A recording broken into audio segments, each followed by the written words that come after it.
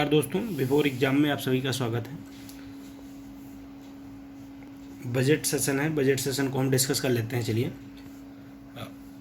Budget में क्या क्या चीज़ें दे रखी हैं, मुख्य मुख्य चीज़ों का ही एक छोटा छोटा सा ब्यौरा दिया जा रहा है। तो सबसे पहला जो है उसमें क्रिप्टो करेंसी, जो क्रिप्टो करेंसी है और एनएफटी है। एनएफटी क्या होता है? एक टाइप का टोकन होता है, ठीक है। तो क्रिप्टो करेंसी और एनएफटी पे जो टैक्स है वो कितना लगाया गया है? 30%। कितना लगाया गया है? 30%। नेक्स्ट देख लेते हैं। नेक्स्ट जो है एक डिजिटल रुपया लॉन्च किया जाएगा। आरबीआई ने कहा है कि जल्दी ही एक डिजिटल रुपया लॉन्च करेगा। अगला जो है डिजिटल रुपया, एक्चुअली में 2023, इसमें बहुत ज़्यादा कुछ नहीं है। बस इसमें दो चीज़ें आपको ध्यान रखनी है कि ये 2022 और 23 के दौरान किया जाएगा। और इसका नाम जो अभी सुनने में आ रहा है, जो बोला जा रहा है, वो डिजिटल रुपी या डिजिटल रुपया कहा जा रहा है, ठीक है। अगला देख लेते हैं। इसमें क्या है कि शिक्षा से जुड़ा हुआ एक क्वेश्चन है। वो क्या है कि शिक्षा में डिजिटल यूनिवर्सिटी की शुरुआत की जाएगी। क्या किया जाएगा? डिजिटल यूनिवर्सिटी की शुरुआत की जाएगी। इसका प्रस्ताव, गठन का प्रस्ताव दिया गया है। और साथ ही बताया गया कि इसका जो निर्माण होगा वो किस बेसिस पे होगा। तो इसका निर्माण हब और स्पोक के आधार पे होगा। स्पोक मॉडल जो है, हब और स्पोक मॉडल के आधार पे होगा। नेक्स्ट देख लेते हैं। तो ये स्लैब से रिलेटेड है कि जो पर्सनल इनकम टैक्स है उसमें कोई राहत नहीं दी गई है। इसमें कोई चेंज नहीं किया गया है। जो जैसे था पहले, जैसे वैसे ही रहने दिया गया है। अगला देख लेते हैं। तो LTCG जो टैक्स है वो 15% से अब सरचार्ज 15% से ज़्यादा सरचार्ज नहीं होगा। अभी तक एक्चुअली में ज़्यादा रहता था, लेकिन अभी उतना नहीं रहेगा। और देख लेते हैं। तो जो इसमें है क्या, एक्चुअली में जो कोऑपरेटिव सोसाइटीज़ हैं जिनकी आमदनी जो 1 करोड़ से 10 करोड़ के बीच है, उनके लिए जो सरचार्ज है वो 12 से घटाकर 7% कर दिया गया है। अगला देख लेते हैं। तो गुड्स एंड इम्पोर्ट ड्यूटी, जो इम्पोर्ट किया जाता है गुड्स का, तो अभी तक इसमें क्या था कि छूट मिल जा रही थी लोगों को। तो अब ये छूट नहीं दी जाएगी। और इम्पोर्ट ड्यूटी जो है वो अब कितना लगेगी? तो वो 7.5 लगेगी। बस इतना ही इसमें है। अगला देख लेते हैं। तो डिफेंस सेक्टर से है। तो डिफेंस सेक्टर का एक बड़ा ऐलान किया गया कि अब जितना भी डिफेंस सेक्टर में है, ठीक है, उसका 68%, कितना? 68% भारतीय कंपनियों के लिए संरक्षित रहेगा, सुरक्षित रहेगा। अगला देख लेते हैं। तो एजुकेशन से जुड़ा हुआ एक छोटा सा कॉन्सेप्ट है। इसमें क्या दे रखा है कि PM ई विद्या, जिसमें क्या होगा कि एक 1 क्लास 1 टीवी चैनल, ये 1 क्लास 1 टीवी चैनल के तहत क्या किया जाएगा? अभी जो 12 चैनल थे उनको 200 टीवी चैनल तक विस्तृत किया जाएगा। और साथ ही साथ क्षेत्रीय भाषाओं के साथ जोड़ा जाएगा। और आगे क्या किया गया है कि इससे क्या होगा कि इसी को इन्होंने क्या कर दिया कि प्राकृतिक जीरो बजट और तथा ऑर्गेनिक फार्मिंग में मतलब थोड़ा सा प्रयास किया जाएगा और खेती की ज़रूरतों को पूरा किया जाएगा, ताकि इसी के थ्रू ऑर्गेनिक खेती के बारे में प्रोत्साहन दें और लोगों को बताएं। तो इससे ऑर्गेनिक खेती का बढ़ावा मिलेगा। अगला देख लेते हैं। अगला क्या है? तो डिजिटल, वही बता दिया कि वर्चुअल डिजिटल एसेट पे जो टैक्स लगाया गया वो 30% है, जिसमें 1% क्या कर दिया? 30% वो रहेगा, टैक्स रहेगा, और 1% TDS भी लगाया जाएगा। अगला देख लेते हैं। तो NPS जो है उसमें जो सीमा थी, राहत की सीमा थी, वो 10% से बढ़ाकर क्या कर दिया गया है? 14% कर दिया गया। कितना? 14%। अभी तक 10% था, अब उसे बढ़ाकर कितना किया गया? 14%। नेक्स्ट देख लेते हैं। ये GDP का जो राजकोषीय GDP का जो राजकोषीय घाटा है उसको देख लेते हैं। तो इसमें जो है ये बताया गया कि 2021-22 में 6.9 थी। अनुमान बताया गया था, पिछले बजट में अनुमान था कि ये 6.8 ही रहेगा, लेकिन ये क्या है? 6.9 है। और नेक्स्ट ईयर के लिए बताया गया कितना रहेगा? तो वो 6.4 रहने की उम्मीद लगाई जाएगी। ये अनुमान लगाया गया कि इतना रहेगा।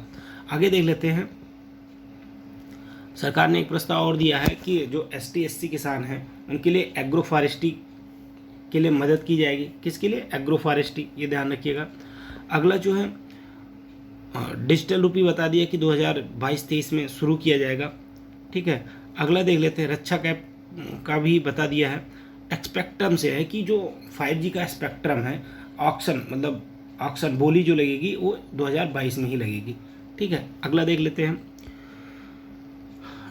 जो वंदे भारत ट्रेन चल रही है उसमें अगले 3 सालों में 100 नई फीसदी वंदे भारत ट्रेन विकसित की जाएगी। साथ ही साथ क्या होगा कि 100 जो है नए कार्गो टर्मिनल भी बनाए जाएंगे। बस ये इतना ही इसमें है। अब इसमें इन्होंने और थोड़ा सा जोड़ दिया है कि स्थानीय कारोबार को बढ़ावा देने के लिए एक स्टेशन एक उत्पाद की सोच को बढ़ावा दिया जाएगा और PPP प्राइवेट पब्लिक मॉडल के आधार पर किया जाए, रेलवे का विस्तार किया जाएगा। अगला देखते हैं। रोजगार को विस्तार देने के लिए, किसके लिए?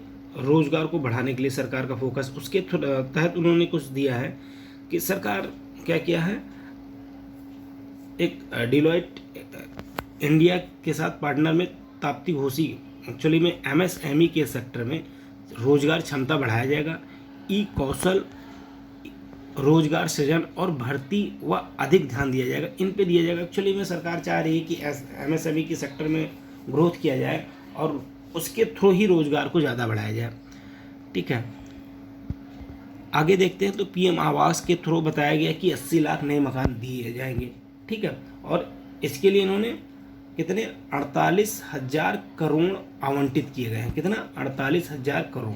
ठीक है, आगे देखते हैं। पूर्वोत्तर के विकास के लिए कितना 1500 करोड़ रुपए आवंटित किए गए हैं। कितना? 1500 करोड़ रुपए आवंटित किए गए। पूछा जाएगा क्वेश्चंस। PLI जो स्कीम है इसमें ये बताया गया कि 60 लाख नई नौकरियों की संभावना है। ठीक, कितनी? 60 लाख। अगले 5 सालों में बताया गया कि 60 लाख नई नौकरियां पैदा की जाएंगी और साथ ही साथ 30 लाख करोड़ से अतिरिक्त प्रोडक्शन की उम्मीद भी है। कितना? 30 लाख करोड़ के। ठीक है, तो ये ध्यान रखिएगा कि नौकरियां जो बताई गई हैं वो 60 लाख और प्रोडक्शन कितना बताया गया है? 30 लाख। बस इतना ही आपको इसमें ध्यान रखना है। एक्चुअली में इसी में इन्होंने 4 पिलर बनाया। तो 4 पिलर में इन्होंने बताया कि 1 साल के अंदर 25,000 किलोमीटर हाईवे बनाना, हेल्थ इंफ्रास्ट्रक्चर को मजबूत करना और 25 साल का जो ग्रोथ का ब्लूप्रिंट है उसे तैयार करना शामिल किया गया है। ठीक है, तो कौन कौन सा? एक तो 25,000 किलोमीटर का हाईवे बनाना, हेल्थ इंफ्रास्ट्रक्चर मजबूत करना और 25 साल के ग्रोथ का ब्लूप्रिंट तैयार करना। इससे क्या होगा कि जो देश की ग्रोथ सभी अर्थव्यवस्थाओं में सबसे ज़्यादा रहने का अनुमान लगाया गया है। ठीक है, अगला देख लेते हैं। तो टर्मिनल वाला मैंने पहले ही बता दिया कि 100 टर्मिनल बनाए जाएंगे। तो ये किसके थ्रू बनाया जाए? गति शक्ति टर्मिनल बनाए जाएंगे। अब इसमें एक्चुअली में क्या किया गया है कि हाईवे का विस्तार और 20,000 जो हाईवेज़ हैं उनका विस्तार किया जाएगा और इसमें 20,000 करोड़ रुपए का खर्च किया जाएगा। ठीक, आगे देख लेते हैं। लक्ष्य रखा गया कि हर साल 25,000 किलोमीटर हाईवे बनाने का लक्ष्य रखा गया है। ये मैं पहले ही बता दिया हूँ। देश की उत्पादकता को बढ़ाना लक्ष्य रखा गया है और वहीं एनर्जी ट्रांसफॉर्मेशन में भी निवेश को बढ़ाया जाएगा। किसमें? एनर्जी ट्रांसफॉर्मेशन में भी निवेश बढ़ाया जाएगा। अब यहाँ देखा जाए तो वित्त मंत्री ने यह भी कहा कि यह बजट सिर्फ 1 या 2 साल के लिए रोड मैप नहीं बल्कि 25 सालों का ब्लूप्रिंट है। ठीक है, और इसी के तहत क्या किया जाएगा? ज़्यादा से ज़्यादा नौकरियां दी जाएंगी या बनाई जाएंगी। अगला है जो 30 लाख अतिरिक्त नौकरियां, मैंने बताया ना 30 लाख अतिरिक्त नौकरियां भी तैयार की जाएंगी। और उसमें क्या कहा गया है कि 30 लाख अतिरिक्त नौकरियां जो दी जाएंगी वो सरकार पूरी क्षमता से काम कर रही है। तो वो क्रिएट करेगी कि युवाओं को ध्यान रखते हुए कि ज़्यादा से ज़्यादा लोगों को नौकरियां दी जा सकें। बस इतना ही है, इसमें केवल आपको मेन पॉइंट दिया है। अब इससे रिलेटेड जो और कॉन्सेप्ट्स हैं उनको आगे एक पॉइंट को पिलर बना के एक पॉइंट बना के निकाल के आप लोगों के सामने प्रेजेंट किया जाएगा। और हमारे चैनल को ज़्यादा से ज़्यादा सब्सक्राइब और लाइक करें। धन्यवाद।